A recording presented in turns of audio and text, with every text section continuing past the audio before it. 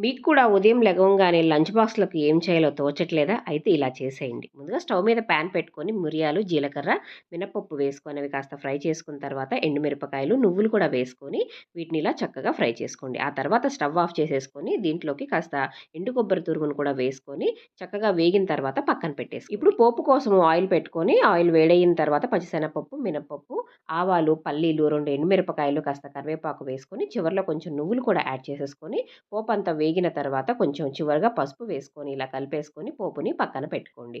ఇప్పుడు మనం ముందుగా వేయించుకున్నవన్నీ చల్లారిపోయి ఉంటాయి. వీటన్నిటిని మిక్సీ జార్‌లోకి వేసుకొని కొంచెం ఉప్పు వేసుకొని ఇలా పౌడర్ చేసుకొని పక్కన పెట్టుకోండి. ఈ పౌడర్ అంటూ మనం చేసుకొని ఉంచుకుంటే ఎప్పుడు కావాలంటే అప్పుడు ఈ రైస్‌ని కలుపుకోవచ్చు. ఇప్పుడు ఉడికించిన రైస్ తీసుకొని దీంట్లోకి సరిపడా పొడును వేసుకొని ఇదంతా బాగా కలుపుకున్న తర్వాత ముందుగా వేయించి పెట్టుకున్న పోపుని దీంట్లో కలిపేసుకొని సర్వ్ చేసుకున్నారంటే సూపర్‌గా ఉంటుంది. లంచ్ బాక్స్‌లోకైతే అదిరిపోయే రెసిపీ. మీరు కూడా ట్రై చేయండి.